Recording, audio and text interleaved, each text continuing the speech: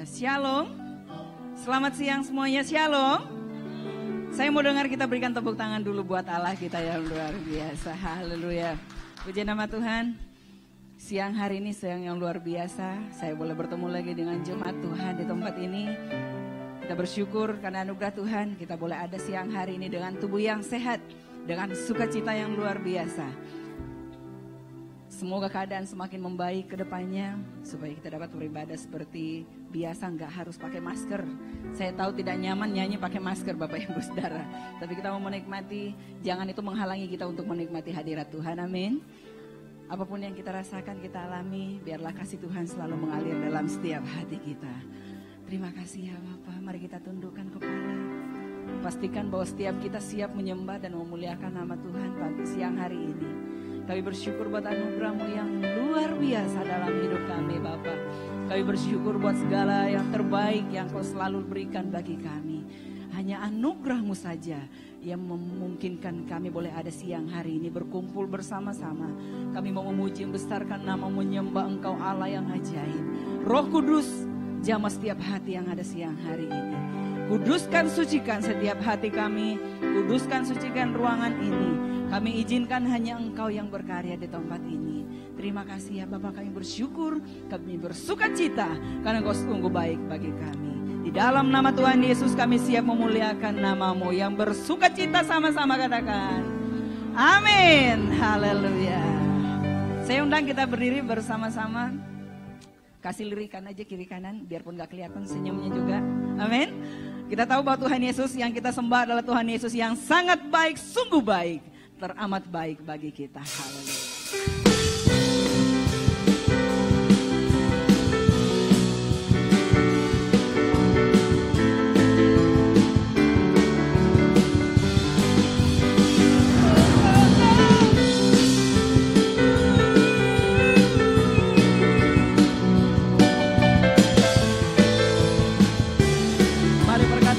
Kebaikan Tuhan dalam hidup kita. Dia telah mati bagiku, Dia bangkit bagiku. Dia mati bagiku, Dia bangkit bagiku. Ya Tuhan Allah penyelamatku. Kuasa mati patahkan, hidupku dipulihkan. Ya Tuhan Allah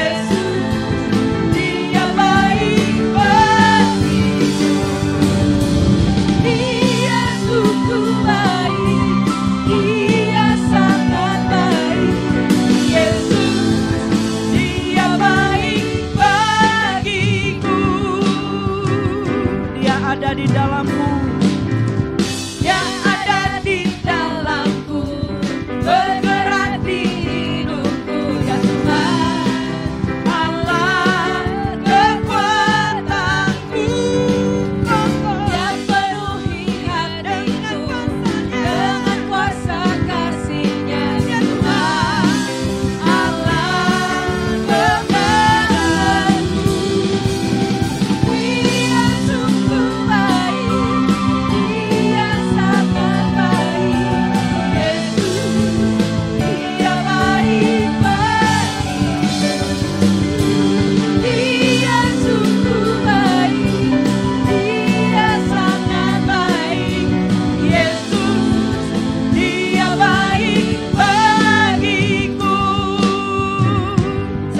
Jemaat GBI Pasar Baru menaikkan pujian ini. Mati bagiku, Dia bangkit bagiku. Ya Tuhan Allah penyelamatku. Kuasa maut telah Dia patahkan, hidupku dibebaskan, hidupku dipulihkan. Ya Tuhan Allah, angkat jemaatmu buat Tuhan Yesus.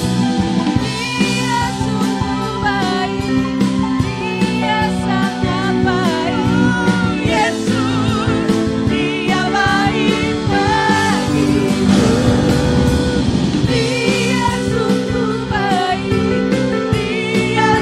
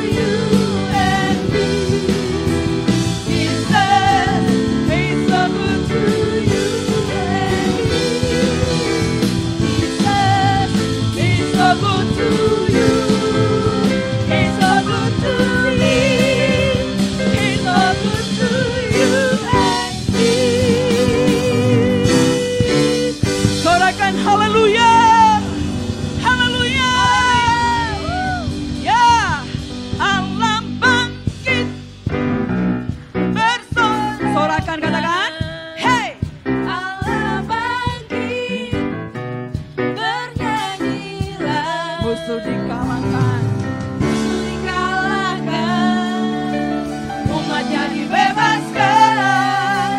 Allah dahsyat di tempat kudusnya. Mari bersorak bagi Dia. Allah bangkit. Mana sorak-soraknya? Allah bangkit. Musuh dikalahkan, umatnya dibebaskan. Allah dahsyat di tempat. Sekali lagi, Allah bangkit. Allah bangkit. Bersorak bagi Dia. Allah bangkit. Bernyanyilah. Musuh dikalahkan, umatnya dibebaskan. Allah dahsyat di tempat kudusnya. Allah dahsyat di tempat kudusnya. Allah dahsyat di tempat kudusnya.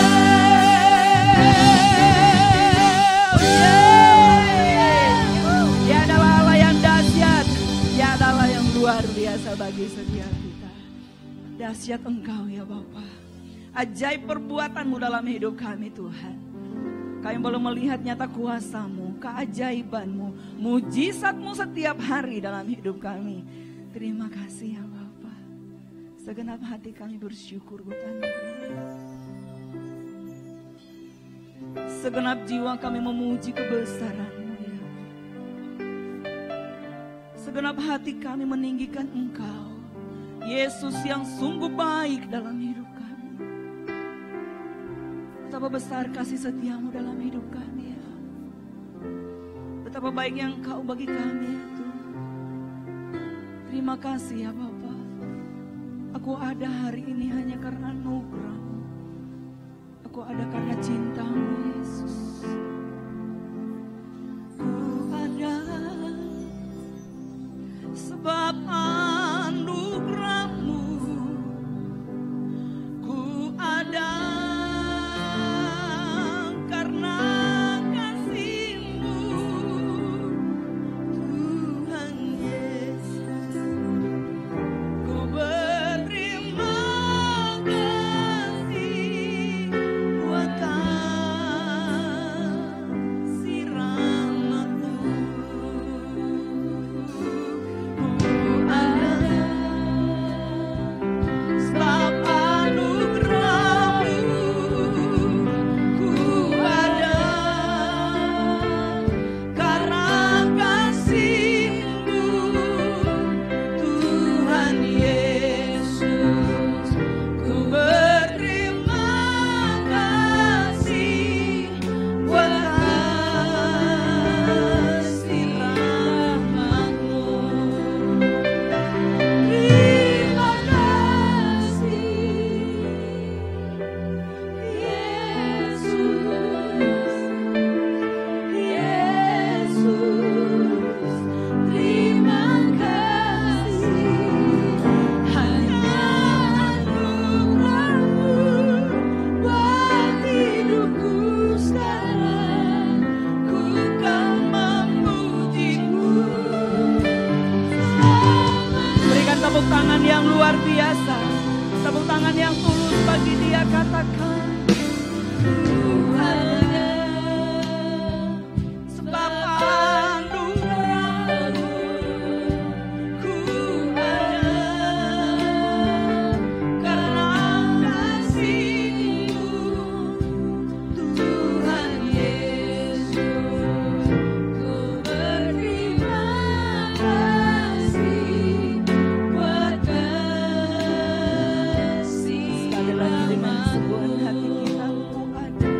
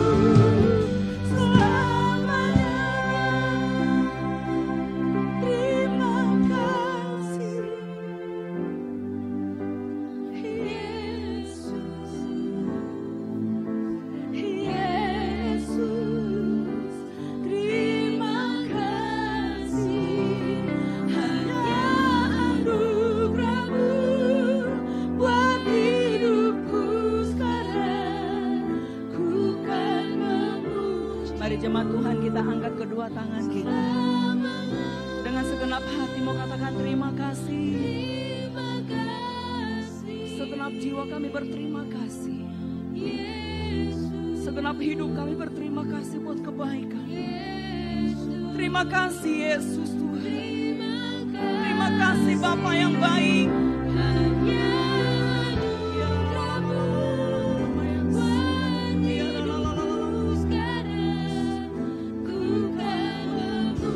Sekali lagi katakan, terima kasih ya Yesus Tuhan.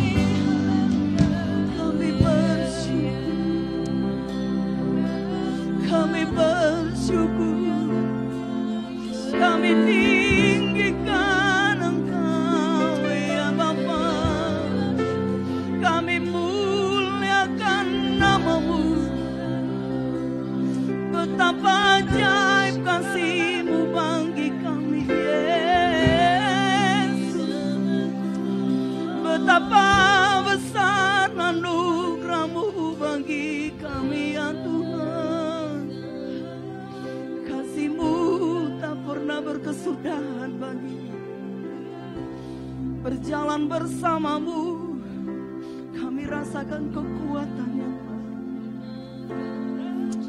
Ya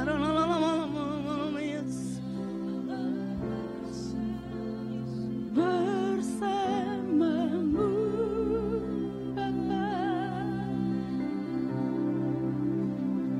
ku lewati semua perkenananmu ya.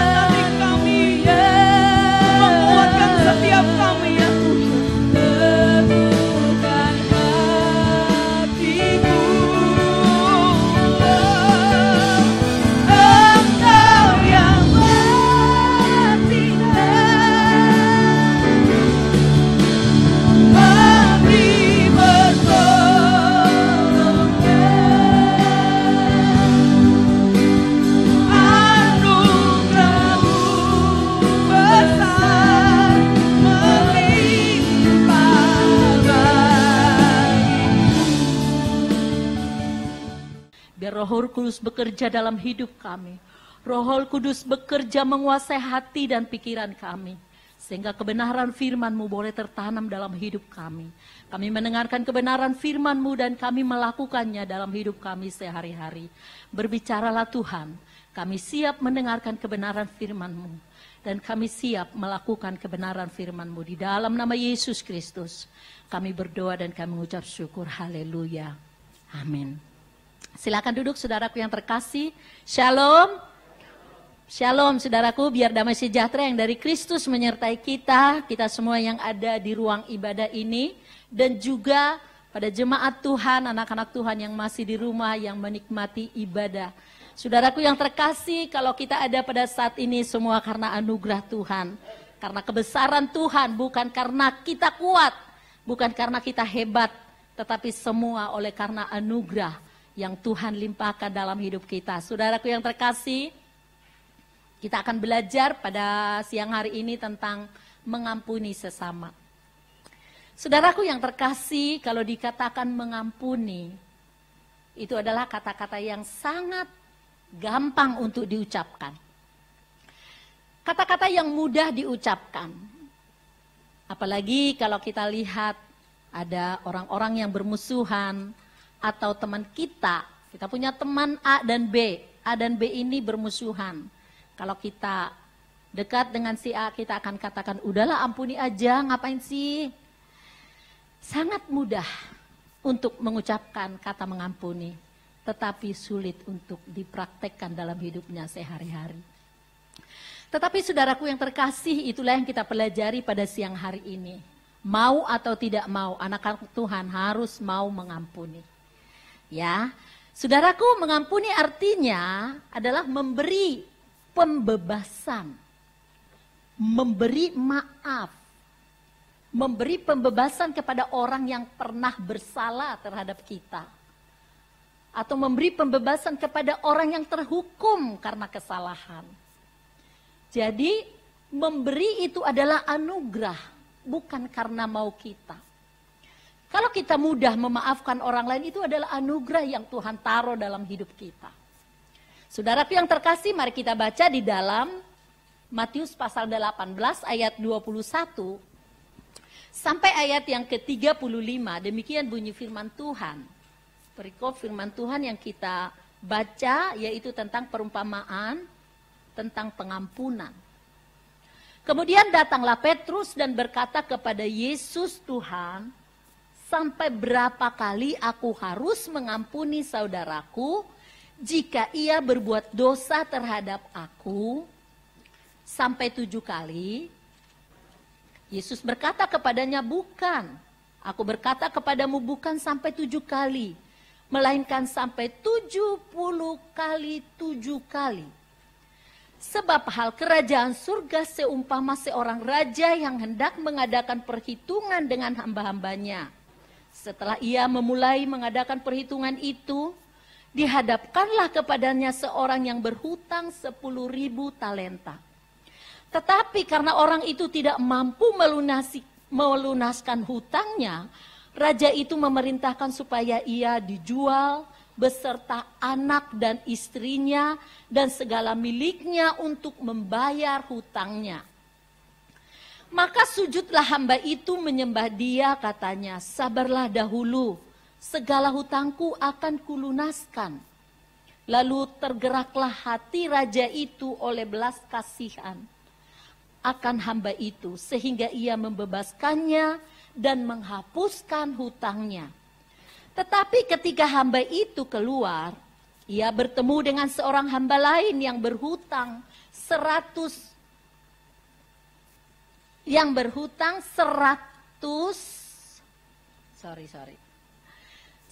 dinar kepadanya. Ia menangkap dan mencekik kawannya itu, katanya, bayar hutangmu. Maka sujudlah kawannya itu dan memohon kepadanya, sabarlah dahulu, hutangku itu akan kulunaskan. Tetapi ia menolak dan menyerahkan kawannya itu ke dalam penjara sampai dilunaskannya hutangnya. Melihat itu, kawan-kawannya yang lain sangat sedih, lalu menyampaikan segala yang terjadi kepada tuan mereka. Raja itu menyuruh memanggil orang itu dan berkata kepadanya, "Hai hamba yang jahat, seluruh hutangmu telah kuhapuskan karena engkau memohonkannya kepadaku. Bukankah engkau pun harus mengasihani kawanmu, seperti aku telah mengasihani engkau?" Maka marahlah tuannya itu dan menyerahkannya kepada algojo-algojo sampai ia melunaskan seluruh hutangnya. Maka Bapakku yang di surga akan berbuat demikian juga terhadap kamu, apabila kamu masing-masing tidak mengampuni saudaramu dengan segenap hatimu.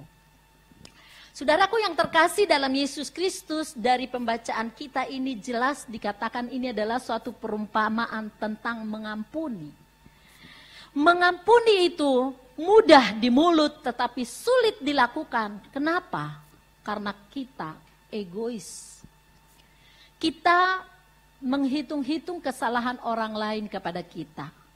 Kita berkata dalam hati kita, bukan aku yang memulai, bukan aku yang salah. Kenapa harus aku yang memaafkan dia? Mestinya dia dong yang datang minta maaf sama aku sehingga aku bisa memberikan maaf kepada dia. Atau mungkin terlalu besar kesalahannya terhadap kita sehingga kita berkata, udahlah saya maafin juga nanti juga dia begitu lagi. Lebih baik aku tidak maafin. Tetapi saudaraku yang terkasih, sebagai kita orang yang percaya kepada Yesus Kristus, kita diajarkan harus memberikan maaf. Kita harus memaafkan orang itu sebelum orang itu minta maaf kepada kita. Dari pembacaan kita tadi, dari ayat 21 sampai 35, ada hal-hal yang penting di sana yang harus kita ketahui. Yaitu yang pertama, menggambarkan bahwa Tuhan Yesus sampai sekarang tidak pernah menolak orang yang datang kepadanya dengan pertobatan dan juga dengan iman. Tuhan Yesus nggak pernah menolak. Tetapi Yesus menolak orang yang pura-pura. Emang ada orang menyembah Tuhan dengan pura-pura? Ada. Sehingga firman Tuhan berkata, mulutmu berseru-seru kepadaku, Tuhan, Tuhan. Tetapi hatimu menjauh daripadaku. Orang yang mengucapkan tidak sesuai dengan hatinya, itu orang yang pura-pura. Ada banyak orang memuji kita di depan, di belakang kita diomongin. Ada banyak orang di depan kita memuji-muji kita, menyanjung kita, berkata kita hebat, kita baik. Tapi di belakang orang berkata, gak usah dekatin dia lah, dia mau pura-pura. Padahal kita gak tahu siapa yang pura-pura. Jadi orang yang tidak sesuai perkataannya dengan hatinya, dengan tindakannya, itu adalah orang-orang munafik, orang-orang yang hanya berbicara di mulut. Nah, orang-orang yang datang kepada Tuhan hanya dengan penampilan, tetapi tidak ada pertobatan, itu orang yang munafik. Tetapi Tuhan berkata, Tuhan tidak pernah menolak orang yang datang kepadanya apabila ada pertobatan. Sebesar apa dosa kita? Sebesar apa kesalahan kita? Tapi kalau kita datang di hadapan Tuhan minta ampun dan tunjukkan perbuatan kita, pertobatan kita. Kita beriman kepada Yesus, Dia yang sanggup mengampuni dosa kita. Maka kita akan diterima oleh Tuhan. Jadi dari pembacaan ini kita bisa melihat bagaimana raja itu yang mempunyai pegawainya. Dia punya hutang yang tidak terhingga, artinya sangat banyak. Tidak mungkin pegawainya itu bisa melunasi. Tetapi raja itu punya hak untuk melepaskan, membebaskan orang itu. Supaya orang itu jangan terus terikat di dalam hutangnya. Dia berikan pengampunan. Demikian juga kita anak-anak Tuhan. Orang yang mengaku berkata bahwa saya adalah murid Tuhan. Saya percaya sama Tuhan Yesus Kristus. Kalau kita mengaku bahwa kita murid Tuhan, kita melakukan firman Tuhan, Tuhan tidak akan pernah menolak kita. Sebesar apapun kesalahan kita, sebesar apapun dosa kita. Tetapi firman Tuhan berkata, jangan ulangi lagi. Artinya jangan pernah sengaja menjerumuskan diri kepada hal-hal yang menjauhkan kita dari Tuhan. Jadi kita bersyukur anugerah Tuhan luar biasa dalam hidup kita. Mengampuni dosa-dosa kita, menerima kita apa adanya. Oleh sebab itu mari kita tetap beriman kepada Yesus Kristus. Dan hal yang kedua yang harus kita tahu dari perikop ini dikatakan yang kedua. Bahwa Tuhan Yesus memberikan jawaban mengenai batasan mengampuni. Petrus datang kepada Yesus, Petrus berkata, Tuhan, sebetulnya berapa kali sih kami akan mengampuni orang yang bersalah kepada kami? Tuhan Yesus berkata, 70 kali 7 kali. Tidak mungkin ada orang berbuat salah dalam satu hari sampai 70 kali 7 kali. Itu bisa berapa ratus kesalahan yang harus dia lakukan. Enggak mungkin. Tetapi ini adalah konsep tentang apa? Batasan, keterbatasan. Di mana kita memberikan pengampunan itu tidak terbatas. Ketidakterbatasan ini yang diajarkan oleh Tuhan Yesus kepada kita. Karena Yesus pun memberikan pengampunan yang luar biasa kepada kita. Dan tidak terhitung banyaknya kesalahan kita di hadapan Tuhan. Jadi Tuhan Yesus mengajarkan muridnya, terutama Petrus, dia katakan bahwa mengampuni itu tidak ada batasnya. Dikatakan di sini bahwa batasan untuk mengampuni itu yaitu kesempurnaan. Dikalikan dengan kesempurnaan dan ditambah dengan kesempurnaan. Maka hasilnya sempurna. Jadi saudaraku yang terkasih, Tuhan Yesus memberikan konsep ini karena Yesus sudah mampu dan dia melakukan hal itu. Dan dia mengajarkan kepada murid-muridnya supaya murid-murid dapat melakukannya dalam hidupnya. Kita baca di sana angka 7, angka 7, angka 7. Firman Tuhan berkata angka 7 itu adalah angka kesempurnaan yang tidak ada batasnya. Oleh sebab itu saudaraku yang terkasih, mari kita belajar untuk memberikan maaf kepada orang lain. Kepada sesama kita. Siapa itu sesama kita? Suami itu sesama kita, bukan diri kita. Sesama kita. Istri itu sesama kita. Anak. Orang tua. Orang tua terhadap anak sering ribut. Anak terhadap orang tua juga demikian. Anak tidak memahami orang tuanya. Suami istri seringkali salah paham. Kesalahan apapun itu kita harus memberi maaf. Ya enak sih Bu Pendeta memberi maaf enak. Tapi Bu Pendeta kan nggak tahu betapa sakitnya hati saya. Karena suami saya. Ada banyak sekarang suami nggak bertanggung jawab. Cuma seenaknya aja. Tinggalkan istrinya, tinggalkan anak-anaknya, kawin sama orang lain yang nggak jelas. Kalau udah terpuruk di sana, balik lagi ke rumahnya. Wanita juga begitu. Bukan hanya laki-laki. Ya. Karena nggak mau kalau cuma laki-laki nanti Pak Yakubnya tuh komplain. Artinya gini, nggak laki-laki nggak perempuan sekarang ini banyak yang selingkuh. Banyak yang bertanggung jawab. Mestinya suami mencari nafkah. Tetapi enggak. Bermalas-malasan. Enggak bertanggung jawab untuk anak-anaknya. Sehingga ada sakit hati. Antara suami dan istri sakit hati. Antara anak-anak. Anak-anak sama sana anak-anak suka cemburu. Sakit hati. Antara pelayan Tuhan bisa aja sakit hati. Teman kita di kantor, kita sebagai karyawan, ke atasan kita, bisa aja kita sakit hati. Tapi firman Tuhan mengajarkan kita, apapun itu kesalahannya, kita harus belajar untuk mengampuni. Belajar. Ketika kita belajar mengampuni, kita tidak bisa minta bimbingan Roh Kudus. Karena Roh Kudus inilah yang memampukan kita untuk kita bisa mengampuni. Kalau enggak, maka kita akan terus terpuruk. Kita akan terus simpan itu dendam dalam hati kita. Oleh sebab itu anak-anak Tuhan harus belajar untuk mengampuni. Kita nggak mau tahu itu kesalahan apapun. terlalu besar kayak apa, kayak belajar melepaskan pengampunan. Kemudian hal yang ketiga, perumpamaan seorang hamba yang berhutang kepada tuannya. Ini menggambarkan setiap orang yang pernah diampuni, dia harus mampu memberikan pengampunan kepada orang lain. Saudaraku, kalau kita berdoa di hadapan Tuhan, lalu coba kita mengoreksi diri kita. Tuhan itu Tuhan yang kudus, Tuhan yang sempurna. Kita ini manusia yang berdosa. Nggak ada bandingannya lah sama Tuhan. Ya, seujung kuku juga nggak ada. Lalu kita menyadari, Tuhan, siapa aku ini?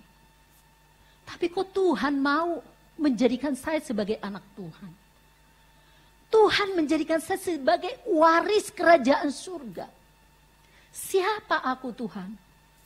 Makanya ketika kita menghadap Tuhan, berdoa di hadapan Tuhan, koreksi diri kita. Siapa kita di hadapan Tuhan? Jangan hanya kita melakukan penyembahan di hadapan Tuhan, melakukan nyanyian, kita bernyanyi di hadapan Tuhan, dengan yakinnya bahwa nyanyian kita itu diterima. Padahal di dalam hidup kita nggak ada pertobatan. Kita cuma menipu orang yang kita layani.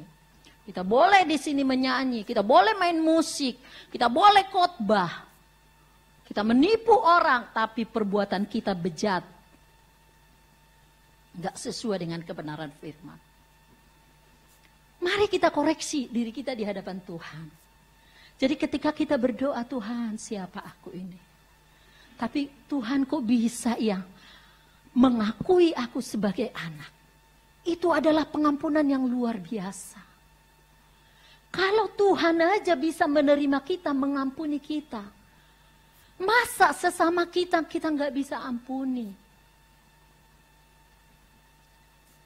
Banyak kesalahan anak terhadap orang tua. Banyak kesalahan suami terhadap istri, istri terhadap suami, banyak kesalahannya. Banyak kelemahan-kelemahan kita antara sesama kita. Tetapi mari ayo, berikan pengampunan itu. Kemarin kami berkebun sambil membersihkan rumput. Saya katakan sama anak-anak, anak-anak sekarang yang tidak mau ya kayak cabut rumput, malah duduk-duduk tenang-tenang main HP. Mereka dengan santai, orang tua udah kerja keras, sudah keringat, mereka santai. Ada ponakan saya berkata, iya nih anak muda santai, orang tua kerja terus tidak pernah lelah. Lalu saya nyeletuk, anak sekarang memang mikirin warisan aja. Enggak tahu warisan mana, warisan siapa kali yang mau dibagi-bagi. Mereka cuma ketawa. Tapi itu saya sentil seperti itu, artinya apa? Dari muda kerja keras, supaya ada yang dinikmati ketika kita nanti tua. Kalau Tuhan memberikan kesempatan kita hidup, pakai waktu untuk bekerja keras. Di tanah yang kosong kami nanamin singkong, tanamin cabai, tanamin buah-buahan. 5 tahun, 10 tahun yang akan datang itu akan menghasilkan. Tapi kalau tidak dimulai sekarang, maka itu tidak akan mendapat hasil. Tetapi anak-anak yang santai, kita belajar mengampuni mereka. Kita belajar mendidik mereka, agar mereka tahu orang tua mereka begitu lelah. Saudaraku yang terkasih, Tuhan berkorban untuk keselamatan kita. Karena Tuhan tahu kita tidak selamanya ada di dalam dunia ini. Dunia ini hanya kita tinggal numpang. Saatnya kembali. Saatnya Tuhan panggil kita, kita akan kembali. Oleh sebab itu saudaraku, ketika Tuhan sudah mengorbankan nyawanya untuk kita, jangan pernah kita mempertahankan ego kita sehingga kita tidak mau mengampuni suami kita, tidak mau mengampuni istri kita, tidak mau mengampuni anak-anak kita. Raja di dalam perumpamaan ini, Tuhan di dalam perumpamaan itu memberikan, melepaskan, membebaskan pegawainya dari hutangnya. Tetapi apa yang terjadi? Ketika kita lihat pegawai tersebut yang dibebaskan hutangnya, dia ketemu dengan temannya yang punya hutang terhadapnya. Enggak seberapa hutangnya. Malah dia tidak mempunyai belas kasihan. Tetapi dia menuntut keadilan. Hutang dibayar dengan hutang. Akhirnya apa yang terjadi? Tuannya itu pun marah dan memasukkannya di dalam penjara. Bukan hanya di dalam penjara dikatakan. Dipanggil algojo-algojo untuk apa? Membinasakan dia. Jangan sampai Tuhan membinasakan kita. Karena kita dibina, tidak bisa dibina. Lalu dibinasakan. Kenapa? Karena kita tidak mau memberikan pengampunan kepada orang yang menyakiti kita. Dan ini dalam perumpamaan ini. Kemudian kesimpulan di dalam perumpamaan tadi, kalau kita baca dikatakan, jikalau kamu mengampuni orang yang bersalah kepada kamu, maka Bapamu yang di surga pun akan mengampuni kamu. Jadi standar yang Tuhan kasih kepada anak-anak Tuhan itu sangat sederhana. Tuhan mengampuni kita, tapi ampuni dulu sesamamu, lepaskan pengampunan. Berarti itu tidak sulit. Kenapa tidak sulit? Karena Tuhan itu memberikan kekuatan kepada kita.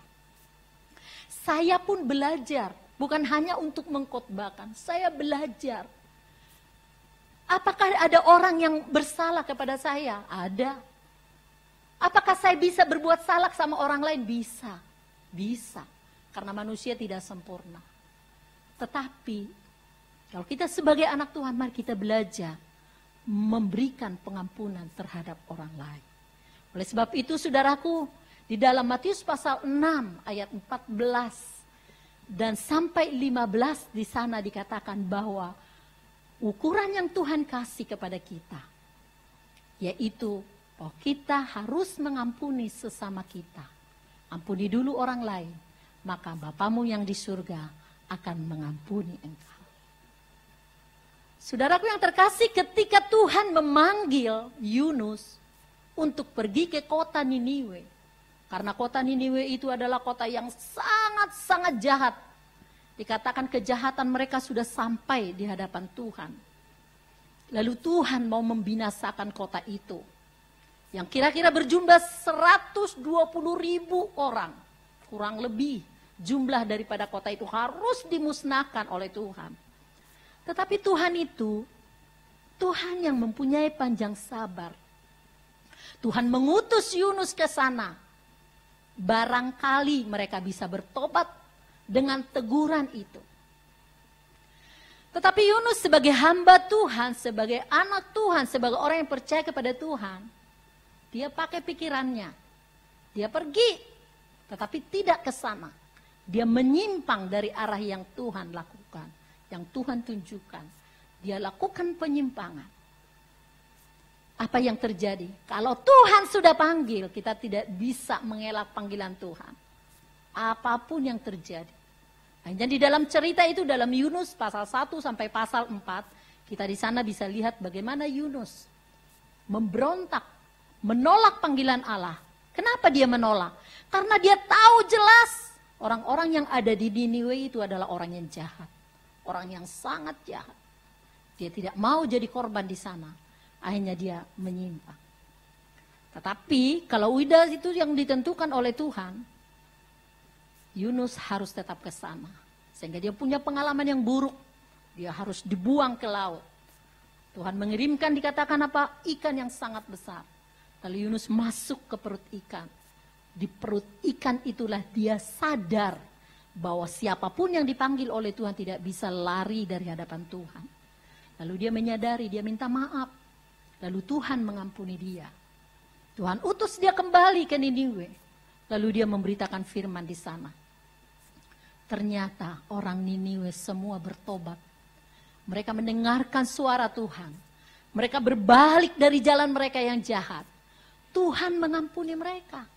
Sehingga satu bangsa itu dikatakan, kota Niniwe itu tidak jadi dimusnahkan oleh Tuhan. Kenapa? Karena ada pertobatan. Saudaraku yang terkasih dalam Yesus Kristus, Tuhan mau mengampuni kita apabila ada pertobatan dalam diri kita. Tetapi kalau kita sudah ditegur lagi, enggak bertobat, lihat, Tuhan tidak mendidik kita lagi, tetapi Tuhan akan membinasakan kita. Saudaraku yang terkasih dalam Yesus Kristus, kita mendapat pelajaran pada siang hari ini tentang pengampunan. Ada enggak sih manfaat pengampunan itu dalam diri kita? Ada. Ada 3 manfaat mengampuni. Yang pertama, mengampuni itu adalah melakukan kebaikan bagi orang lain. Kita melakukan kebaikan bagi orang lain. Artinya, kalau orang pernah bersalah kepada kita, atau kita bersalah sama orang lain, maka hubungan kita sama orang itu akan renggang, akan terputus. Tetapi ketika orang itu mengampuni kita, betapa senangnya hati kita. Kenapa? Karena orang itu melupakan kesalahan kita. Sehingga terjadi lagi hubungan yang baik. Ketika Tuhan mengampuni kita, kita punya hubungan yang intim dengan Tuhan. Tuhan tidak pernah mengingat-ingat kesalahan kita. Tuhan tidak pernah menghitung-hitung dosa kita. Tetapi Tuhan ampuni, Tuhan lupakan kesalahan kita. Jadi saudaraku, orang yang melakukan kebaikan kepada orang lain itu merasa senang, merasa damai, merasa sukacita. Itu manfaatnya. Oleh sebab itu mari berikan pengampunan kepada orang lain. Yang kedua, manfaat untuk mengampuni orang yaitu melakukan kebaikan bagi diri kita sendiri. Kenapa? Ternyata orang yang selalu menyimpan kesalahan orang, di hati kita itu ada dendam. Di hati kita ada benci. Di hati kita itu ada marah. Tapi tidak kesampaian. Tapi ketika kita lihat orang itu, maka timbul seketika kemarahan kita. Pengen balas. Karena dunia, sifat-sifat dunia itu kalau masih melekat di dalam hidup kita, kalau belum kita balas, belum puas. Itu dunia. Tetapi Tuhan ajarkan kita, kasihilah musuhmu. Berdoalah buat mereka. Ampuni dia. Kesalahan apa yang besar yang dilakukan terhadap dirimu? Lepaskan pengampunan. Kenapa? Karena itu menolong diri kita. Kita melakukan kebaikan untuk diri kita sendiri. Ketika kita tidak menyimpan marah lagi, tidak benci terhadap orang lain lagi, tidak ada dendam dalam diri kita. Sebaliknya kita akan memperoleh apa? Ada damai. Ada sukacita di dalam hidup kita. Itu yang kita terima. Dan yang ketiga manfaatnya, melakukan kehendak Allah. Ketika kita mengampuni orang lain, ternyata kita melakukan kehendak Allah. Jadi anak-anak Tuhan tidak hanya disarankan untuk mendengar firman, tetapi disarankan mendengar dan melakukan firman. Jadi kalau kita mengaku bahwa kita adalah murid Tuhan, kita anak Tuhan, dengar firman dan lakukan. Supaya Tuhan tidak membuang kita. Supaya Tuhan tidak menolak kita. Supaya Tuhan tidak berkata, enyahlah engkau, hai orang munafik. Mulutmu berseru-seru Tuhan, Tuhan, tetapi hatimu menjauh dariku. Ini adalah digambarkan kepada orang-orang yang hanya mengakui Tuhan sebagai Tuhannya, tetapi hatinya tetap melakukan perbuatan-perbuatan yang tidak benar. Oleh sebab itu saudaraku yang terkasih, mari kita melakukan kehendak Allah di dalam diri kita. Jika kita pernah merasakan betapa indahnya diampuni, maka berilah pengampunan itu kepada orang lain. Supaya kita memperoleh sukacita, supaya kita memperoleh damai yang dari Tuhan. Kita bukan hanya menyenangkan sesama kita, tetapi kita juga menyenangkan hati Tuhan. Oleh sebab itu saudaraku yang terkasih, biarlah firman yang kita dengarkan pada siang hari ini, dengar dan lakukan firman Tuhan. Itu perintah dari Tuhan. Jangan pernah engkau berkata, aku tidak mampu mengampuni. Tetapi engkau dan saya harus belajar untuk mengampuni. Tuhan memberkati kita semua. Amin.